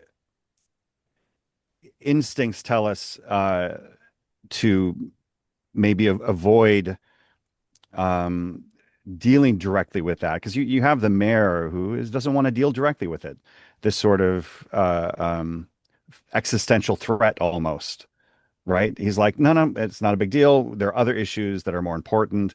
He can't wrap his head around something this dangerous, this out of his control. Um, and then you have to kind of, again, I think thematically, on a deeper level, then you have to go back to the Indianapolis speech to really look at all the different things that this film is could be about, or how it could be interpreted. I don't think there's any one way to interpret this movie, right? I don't think, I mean, you can look at it and you can look at it from so many different angles and kind of parse out different meanings. And that's what's so great about that Indianapolis speech, is that it does open it up to a lot of different kinds of interpretations and thoughts. So I don't think there's going to be any one sort of overriding um, theme that you can point to, other than that maybe there are dangers in this world that we do have to pay attention to, above other things. Like, yes, losing money's bad. Yes, people living day to day, or this sort of capitalist world and society that we're in, it will get difficult if we focus on the simple protection of human lives over other things, like, and we're seeing that in the world right now, people being scattered to the wind, kidnapped off the streets and all these different things. And the fear is that there's so many different fears put into people's heads about that. And you have to kind of drop all those other fears, even if maybe some of them are relevant or not, to protect the basic existence of human life and the basic safety of human life, not to be eaten by a shark. And that can stand in for whatever metaphor you want. It can be very literal if you want. It can be very goofy. I mean, like, look, it's, again, that Indianapolis speech really just opens this film up. So it's not quite so simple, I think, an answer to give. sure. And we could sit here and talk about all the different ways it relates to what we're going through now, how it related to Vietnam. That I don't think it's going to ever be not relevant, because we're always going to be dealing with something either literally scary or figuratively scary, or something that we imagine to be scary. Yeah, I would like to see a Jaws movie in which there is no shark. We're just afraid that there could be a shark. Um, you know, You uh, know, uh, there's a again go back to meme culture. There's a great meme of Roy Scheider in Jaws 2, and they suggest like the perfect Jaws 2 would be, what if it was Jaws 2, but the shark wasn't there. It was just that Brody was so damaged by the experience in the first yeah, movie that he's yeah. he's desperate to, there's something coming now. Hmm. Well, and by Jaws 4, the shark's family is He's out for literally out. Yeah, revenge. it's literally out for revenge, Yeah. as is in the title. So stupid. Is So his stupid. co-star in the first. Yeah, I mean, I think part of the magic of Jaws is that it's a force of nature, both literally and figuratively. Hmm. We know there are sharks. We know there are big sharks. This is a shark really bigger than any we've ever seen, Yeah. but not so much bigger Yeah, that you can't believe it. I mean, it's not bigger than large whales. So it's like there are seagoing creatures that big. They're just the ones that are just aren't eating people that we know of. Um, so it's really a natural thing that we can believe could really be there. But then it acts in that figurative force of nature. Yeah. It's unrelenting. It's seemingly all powerful, um, and it's deliberate. Most right. shark attacks are more or less accidental. It didn't want you. It didn't even think you were, it didn't even think it was a person. And generally, it's believed that most sharks thought you were a walrus or a Right. seal or Mhm. something that it normally eats. Right. And you just made a move that made it think you were that. This clearly wants these guys. It's Or It has they, like a or Moby Dick or sort of force of well, vengeance kind of but feel that's to the it. thing. yeah, Or they are making the classic human mistake of thinking Personifying that it. Yeah. random animal action is Mhm. meant personally by something that has a Mhm. brain that works Yeah. exactly the way a human brain works. And it's like sharks reacting to being attacked by a boat full of Yeah.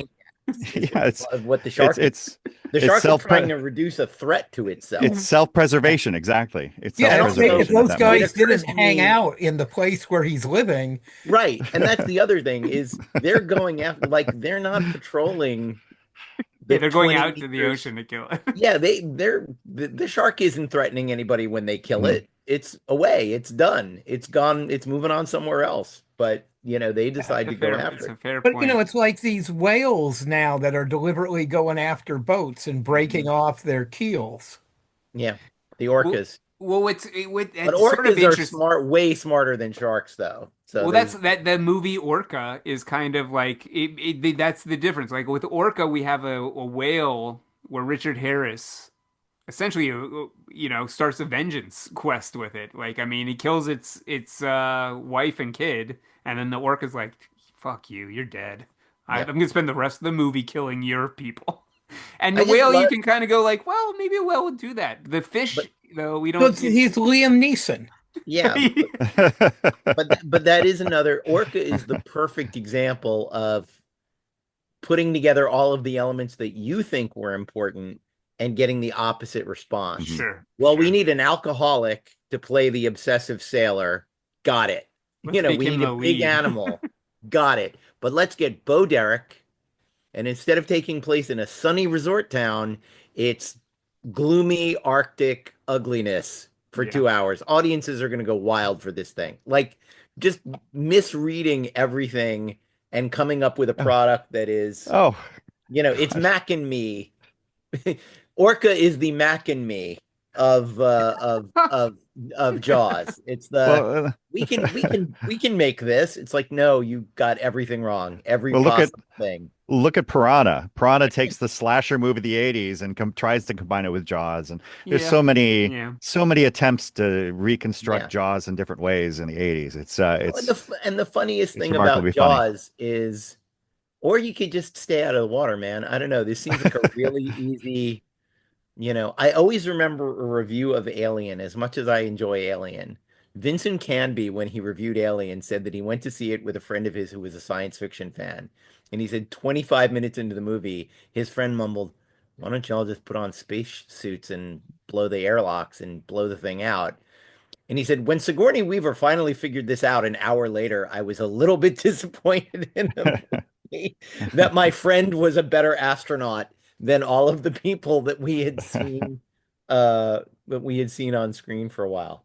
But yeah, there are ways to protect the beach from shark that aren't going on an ill-considered expedition I in a mean, rusty that boat that with that happens a all the maniac. time, though. They're, you know, people outside of a movie going, well, why didn't they just Sure. whatchamacallit, um I'm blanking on the name now. There's been a sequel as well. The movie with aliens, and if you make noise, they come get you. Oh, A A Quiet Quiet Place. Place. Yeah. Quiet Quiet Place. Yeah. Place. I was watching and I'm going, they respond to noise. Maybe they really hate noise. I'm going, and by the end of the movie, that's what they're doing to get rid of the aliens. And it's like, okay, I figured this out 20 minutes into the movie. Yeah. No one on the planet figured this out Yeah. No, and tried to do this. it's one thing for the audience to be like, it's great when the audience is like 5 seconds ahead of you. Yeah. Mhm. When they go, oh, I know what this is going to be, and then it happens. That's great. Yeah. When the audience is like an hour ahead of you, that can be. Yeah. that Or can be again, in A rough. Quiet Place, the nail on the stairway, it's like, put a bowl over it. Yeah, Dude, right. There, put a cork on it. Dude, yeah, there are ways to. I don't know. Let's hand the kid a toy that they could easily drop, and that also makes a noise. Like, I don't know, man. Maybe a different toy. Yeah. Maybe a stuffy. How about you give the little kid a So, stuffy instead of a plastic toy? there's always that. And the thing is, you're never going to figure everything out. There's always Of going to be course.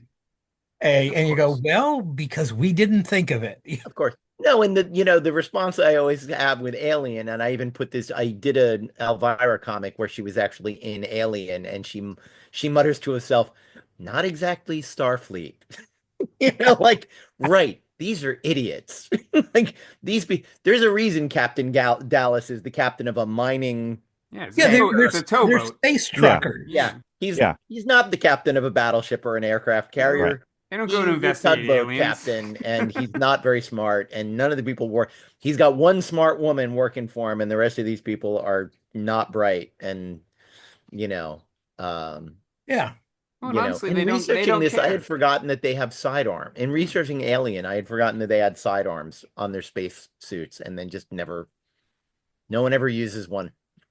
Like, okay, cool, that's cool. But sidearms inside of a spaceship. Yeah, no, I think the idea is that that's why we set up the blood is acid and And burns the to flame. forget flamethrowers, explaining yeah. how it exists inside the veins of a living creature. That's a whole other story entirely.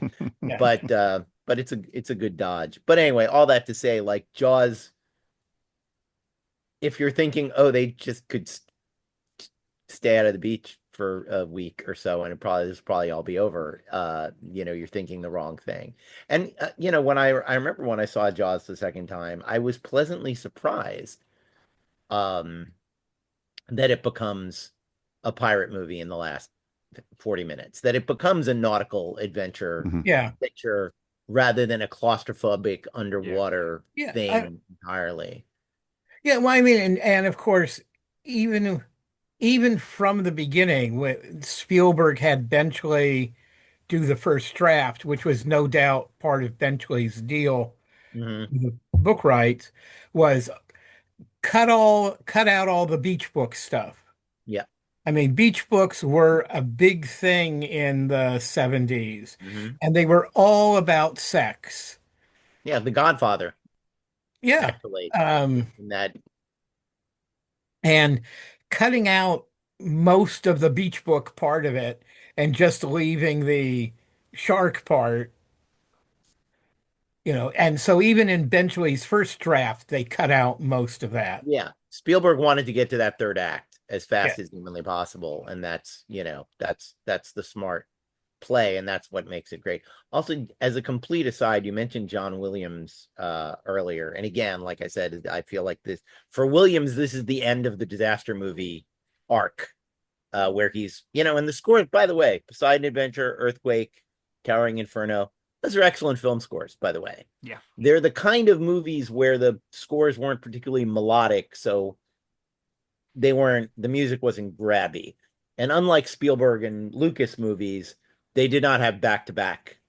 The music was actually pretty sparing in those movies compared to Jaws. But Jaws had like everyone. It's sort of like when I saw Psycho the first time, and you've all, there's no way to escape having been familiar with the stabbing scene.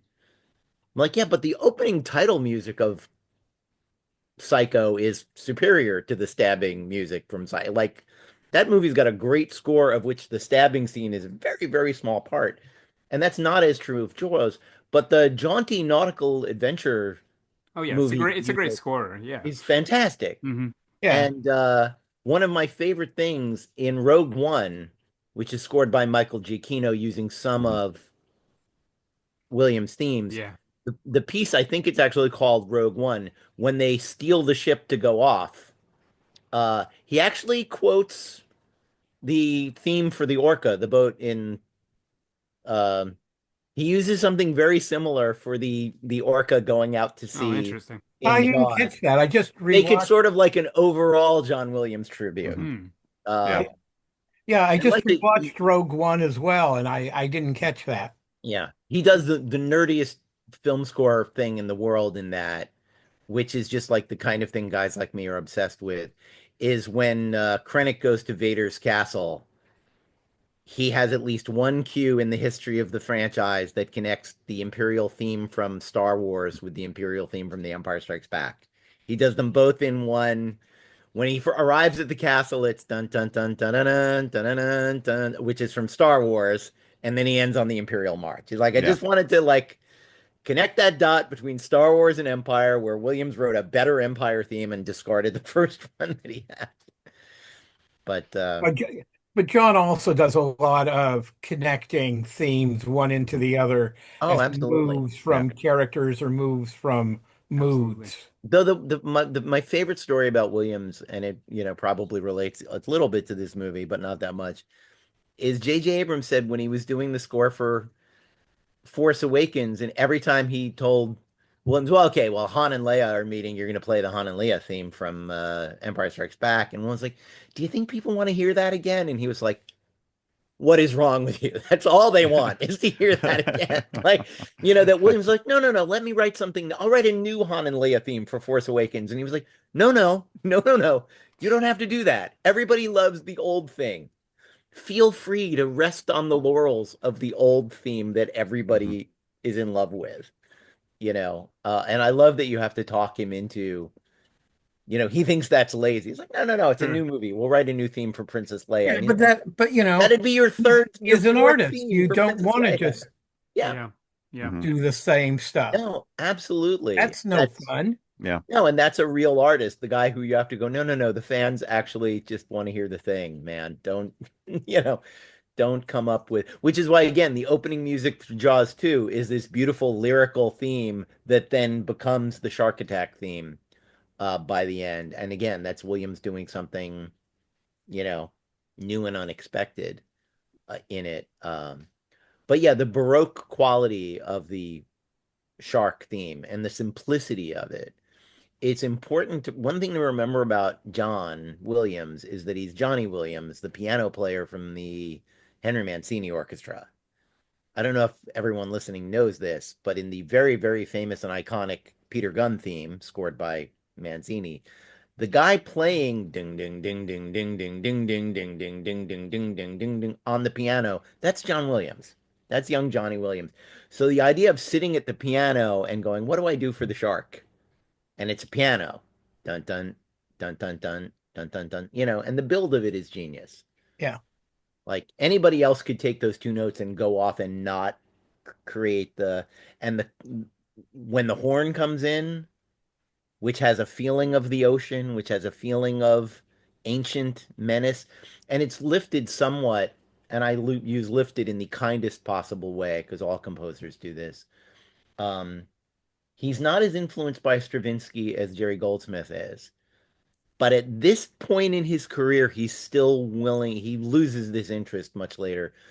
He's still interested in modernist 20th century music and in being avant-garde a little bit. And that da da da da da da da da da da da, That's The Rite of Spring. That's Stravinsky. He also does it when R2D2 and C3PO are on Tatooine walking in the desert. That's also pure Stravinsky there. And again, uh, that's not a knock on him. We all do it. It's a lift that's beautiful and thoughtful and interesting in exactly the same way as Giacchino referencing the jaunty orca theme when they steal the Rogue One is a fun sort of like game of game of influence. Um, it's there are times when you can hear the temp track, the music they put in to tell the composer what they want Sure. so blatantly that it's painful. And then there are times where you smile and go, no, that's nice, that's cute, that's a smart choice to make. Um, and there's also something you said for the musical, someone who has never seen anything ancient, experienced anything ancient, like Stravinsky evokes that to a 20th century listener. Even if you think you've never heard any Stravinsky, when you hear that kind of sound, it evokes the feeling of ancientness, particularly if you've seen the dinosaur sequence in Fantasia. The music of Stravinsky evokes ancient. It's the same way you cannot write a score for a Western movie without it sounding like Aaron Copland. No one can. John Williams can't. John Barry can't. Jerry Goldsmith can't. You can't. It's got to sound like Aaron Copland, or the audience is going to go, I don't know, this doesn't feel like a Western to me. So it's the same thing. Well, I want to leave our listeners and our viewers with recommendations as we usually do. Hmm. So let's figure out what each of you would recommend. If people enjoyed revisiting Jaws or enjoyed this discussion, obviously we'll throw out again Henrik Ibsen's An Enemy of the People. We mentioned that play Which, earlier. by the way, speaking of 1970s blockbusters, there is a movie Is there? of Enemy of the People. Yeah, Okay, there is. there Yeah. you go. 70s blockbuster star Steve McQueen. Yep. It is a crazy misfire, but it's one way to Yep. get there. And it's Henrik Ibsen, but there's a famous English language adaptation of it by Arthur Miller, which is Mhm. the one, unless there are a lot of, Norwegians listening to this podcast, probably you will encounter the Arthur Miller translation of Sure. Enemy of the People. Yeah. Well, what would each of you recommend? Phil, why don't you start us off? What recommendations have you got for us? You know what? I'll go ahead and say again to go watch House. Like Okay. it came to be because of Not Jaws. the doctor show. Yeah. Not the Doctor Show, not the House. not yes, not the American horror series where they made like 4 or 5 house movies. This is Oh, all H right. A Well, now I'm this is lost. this is Haus House. Okay. It's a Japanese movie. Watch that. It's bonkers. You can see like Sam Raimi actually maybe being inspired by it to some degree. But wonderful cult film. And there was actually another An Enemy of the People movie, but it was a TV movie that does it here closer to the actual play and the tone of the play. So that's also maybe worth looking at if you have any interest. Excellent. Excellent. Craig, what would you recommend? Gosh, it's hard. Um, if you want to look at Jaws as maybe a thoughtful horror film, I think David's analogy of it being a disaster movie is more accurate. Um, you know, John Carpenter's The Thing, Hmm. which at the time, it's a movie I worked on, um, was so overwhelming in its horror aspect this when it was released in the 80s. It got panned widely. It did It's so good. terribly at the box Yeah. office, but now it's you know, revered as a classic of the horror genre because the power of its horror is not as powerful anymore. But it is thoughtful. It is a film just like the original short story, Who Goes There? It's a paranoia who can you trust story. And if you don't mind the horror aspects, because all the horror movies I've worked on and I've written horror scripts, I'm not a horror guy. But it's just such a well-made movie, Yeah. and that paranoia is what gets to you. Mhm. Definitely, definitely. David, what do you got for us? Well, What do I you got mentioned for it us? earlier, but again, I'd recommend the first black and white cat people for seeing a horror movie where you really the monster is kept out of your eyes for the reasons of budget and suspense. And Uh, so much of Val Lewton, I think. yeah, absolutely. Check out that entire filmography. And as a sort of like weird, this is just a weird mental connection. Hitchcock's Lifeboat. Okay.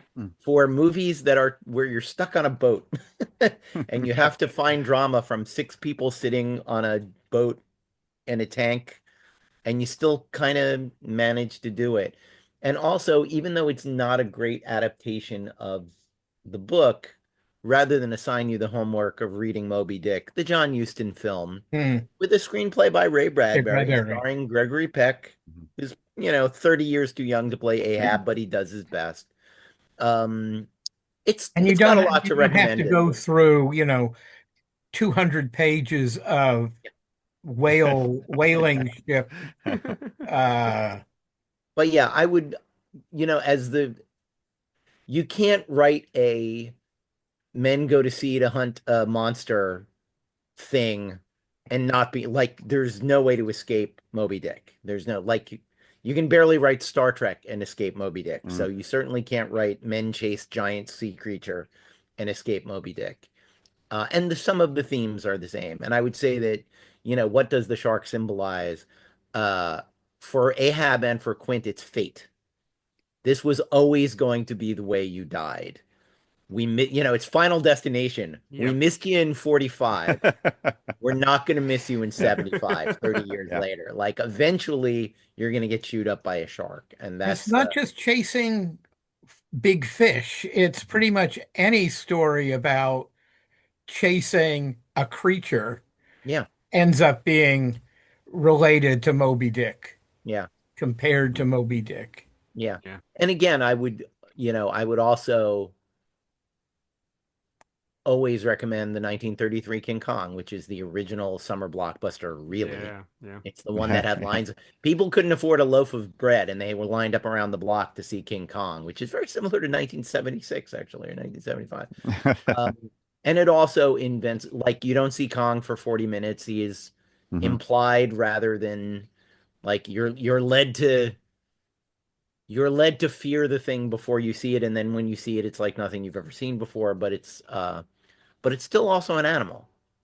And so are the dinosaurs on the island, and that's really a first time for a lot of that stuff. Very much so.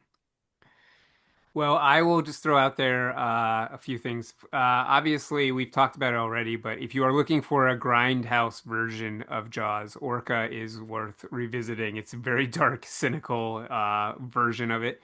And I guess on the opposite end, if you're looking for something that achieves the comedy aspect, the fun adventure aspect of Jaws, I would recommend Tremors. I think Tremors finds a Yeah, way to that's really fun. do that, Excellent. like Yeah. small town threatened by a force of nature. Oh, can I also throw in Yeah, The Host? the host. Yeah, No, the host is That's a, great.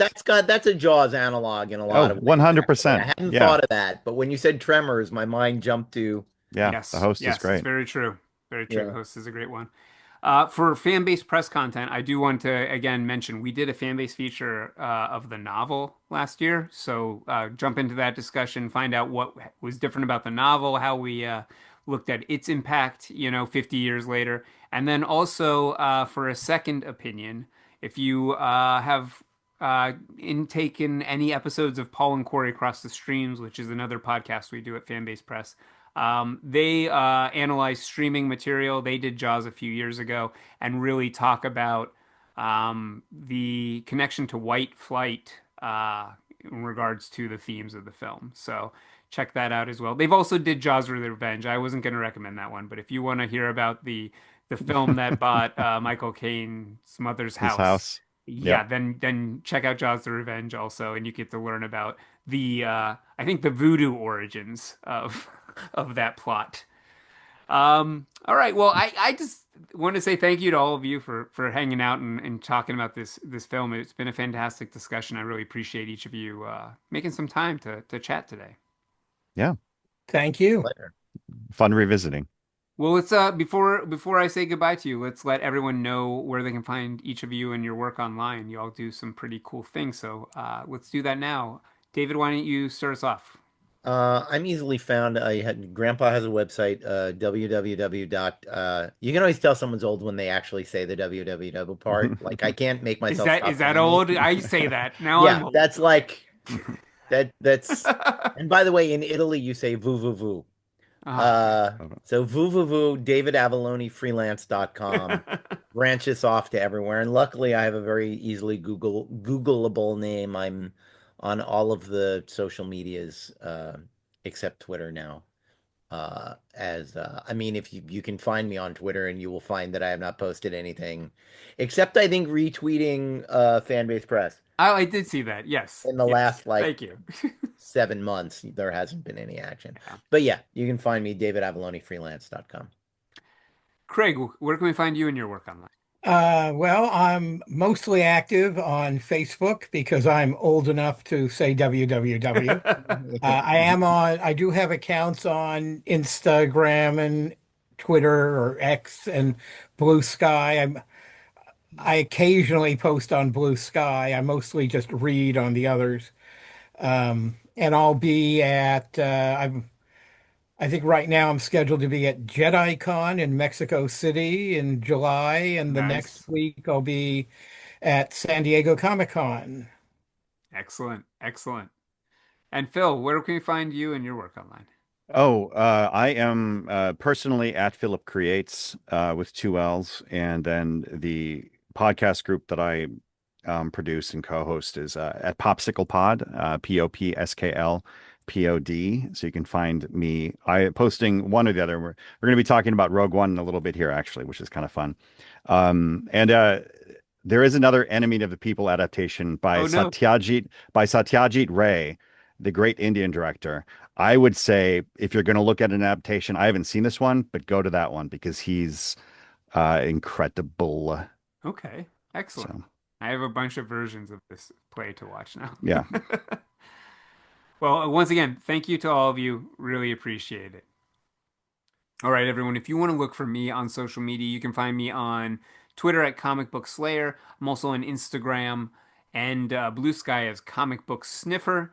And I also do want to encourage you to look for the Fanbase Weekly and Fanbase Press on Facebook, on Twitter, on Blue Sky, Instagram.